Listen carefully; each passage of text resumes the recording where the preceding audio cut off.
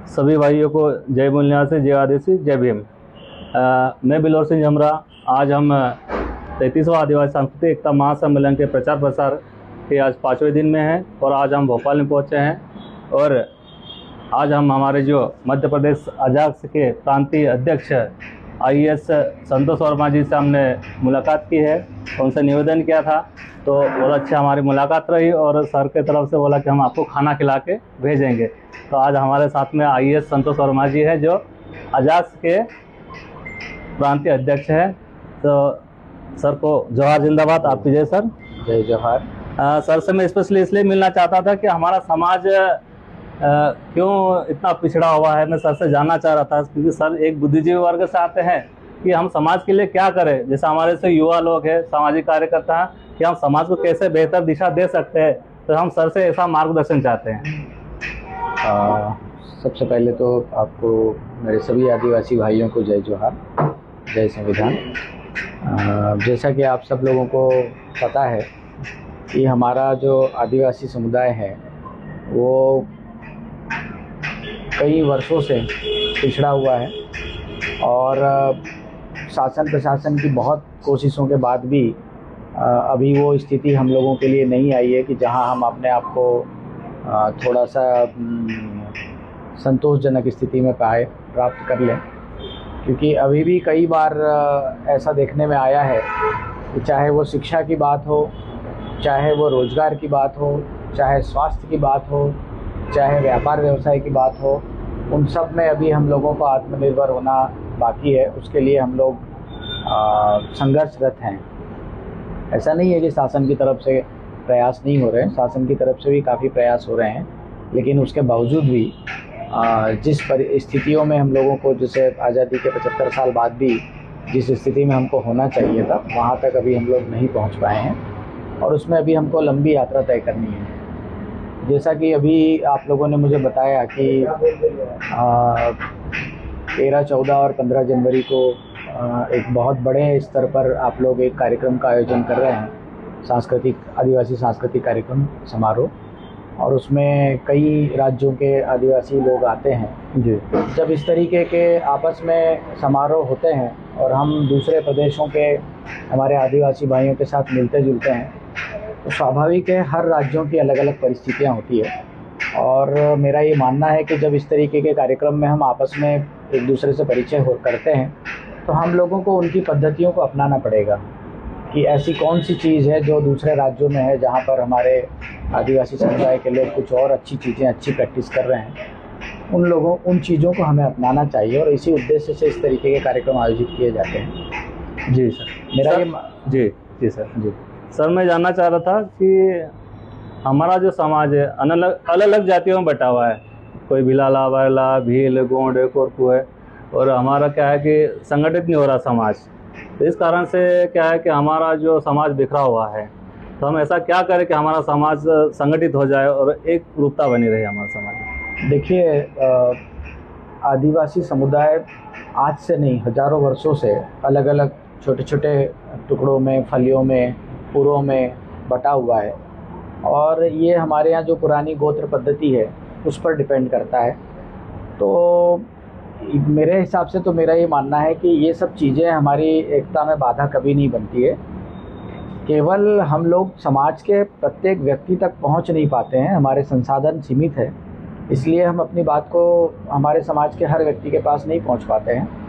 मेरा ये मानना है कि आदिवासी समुदाय को एक करने के लिए हमारे जितने भी पढ़े लिखे लोग हैं, चाहे वो छात्र हों, चाहे वो शासकीय अधिकारी कर्मचारी हों, चाहे छोटे छोटे किसान समूह हों, इन सब को मिल करके जब हम एकजुट होकर के प्रयास करेंगे तो निश्चित रूप से हमें इसमें सफलता मिलेगी।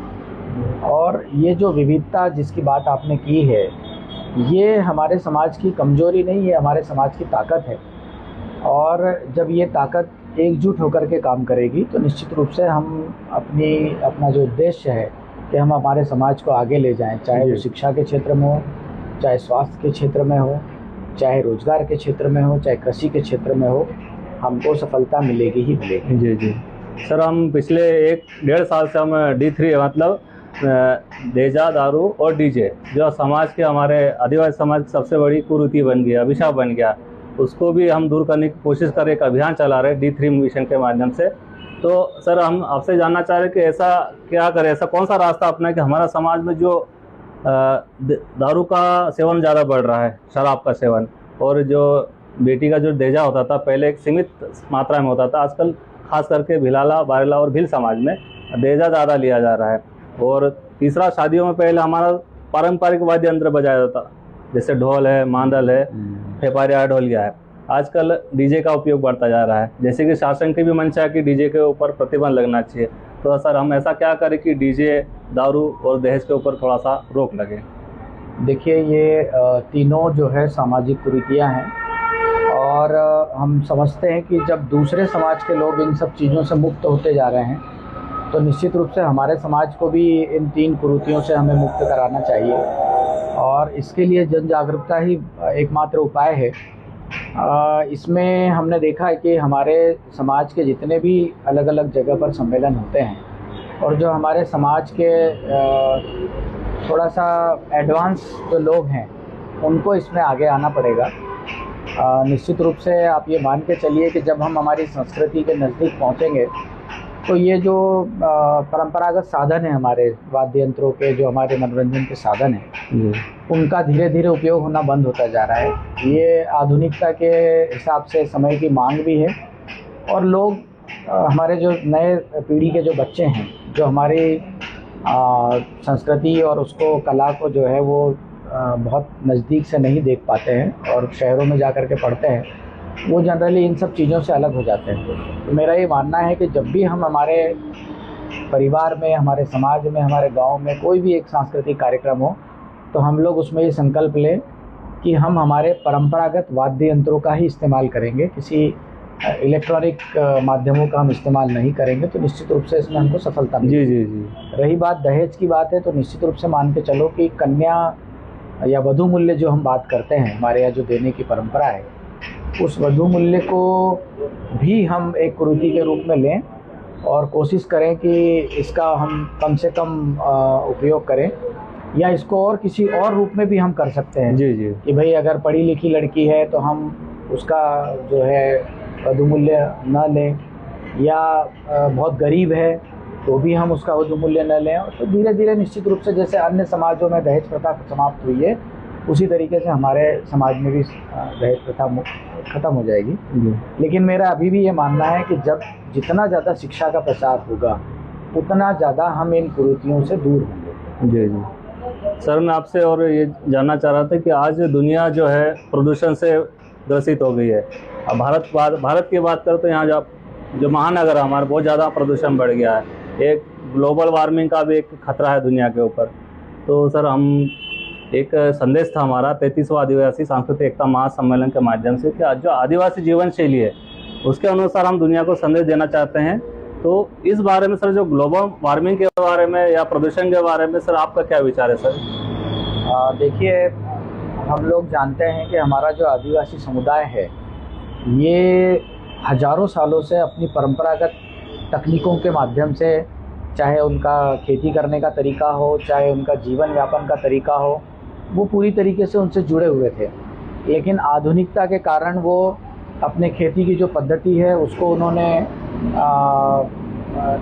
आधुनिक बनाने के कारण इंसेक्टिसाइड और पेस्टिसाइड का यूज़ करने लग गए हम लोग। जबकि पहले पुराने ज़माने में हम लोग, हमारे जो गोबर का खाद था, गोमूत्र था और बाकी इस तरीके की जो चीज़ें हैं जिससे हम लोग अपना, या खेत में जो हमारी पराली होती है उसको ही हम लोग उपयोग करके और खाद और उसमें तब्दील करते थे, और प्राकृतिक रूप से हम खेती करते थे। ना हमारे पास हाइब्रिड बीज होते थे, ना ही हमारे पास कोई रासायनिक खाद हम लोग उपयोग करते थे। लेकिन अब धीरे धीरे उनका इस्तेमाल हम लोग करने लग गए हैं। मेरा अभी सब लोगों से निवेदन है कि जो भारत सरकार की योजनाएं हैं जिसमें प्राकृतिक खेती उनकी बहुत ही फ्लैगशिप स्कीम है, और वो भी शासन भी ये चाहता है कि लोग प्राकृतिक खेती के लिए, जैविक खेती के लिए आगे आएँ, ताकि हमारे आने वाले जो भविष्य है, भावी पीढ़ियां हैं, उनके स्वास्थ्य के लिए कोई हानिकारक चीज़ें न हो, उसके लिए भी हमें ये बहुत ज़रूरी है। रही बात, जब हम पराली का प्रबंधन अच्छे से करते हैं और अगर पराली को हम लोग खेतों में ही बायोमास के रूप में उपयोग करेंगे और उसको अगर जलाएंगे नहीं तो निश्चित रूप से प्रदूषण कम होगा। रासायनिक उर्वरकों का, रासायनिक दवाइयों का हम इस्तेमाल कम करेंगे तो हमारा पानी और ये प्रदूषित नहीं होगा, हमारी वायु प्रदूषित नहीं होगी। तो निश्चित रूप से आदिवासी समाज जो है ग्लोबल जो हमारा पॉल्यूशन हो रहा है उस पॉल्यूशन को कंट्रोल करने में बहुत बड़ी भूमिका निभा सकता है। जी जी। और सर हम चाह रहे हैं कि जो हमारा 33वां आदिवासी सांस्कृतिक एकता महासम्मेलन नेपाल नगर में होने जा रहा है 13, 14 और 15 जनवरी को, इस महासम्मेलन जो हमारा आदिवासी समाज का एक ऐतिहासिक महासम्मेलन होने वाला है, इस महासम्मेलन को लेकर सर कुछ संदेश समाज को आप देना चाहेंगे सर? मुझे बहुत खुशी है कि आपका 33वां आदिवासी सांस्कृतिक महोत्सव जो है वो चैनपुर बुरहानपुर में हो रहा है और इसमें लाखों की संख्या में हमारा समुदाय आता है और ये जितने भी आपने मुद्दे उठाए हैं इनकी जागरूकता के लिए ये बहुत बड़ा प्लेटफॉर्म है और मुझे उम्मीद है कि हमारा आदिवासी समुदाय इस सम्मेलन का लाभ उठाएगा और अपनी जितनी भी सामाजिक कुरीतियाँ हैं उनका त्याग करने के लिए उन लोगों को यहाँ पर प्रेरित किया जाएगा। और निश्चित रूप से जब इतने बड़े पैमाने पर लोग वहाँ इकट्ठे होते हैं तो ये एक बहुत अच्छा प्लेटफॉर्म है हम लोगों के लिए कि हम हमारे समाज के लोगों को जागरूक कर सकें और उनको नई दिशा दे सकें और वो फिर से अपनी परंपरागत प्राकृतिक खेती, जैविक खेती के लिए अपने जो प्राकृतिक संसाधन हैं उन पर वो निर्भर हो जाए।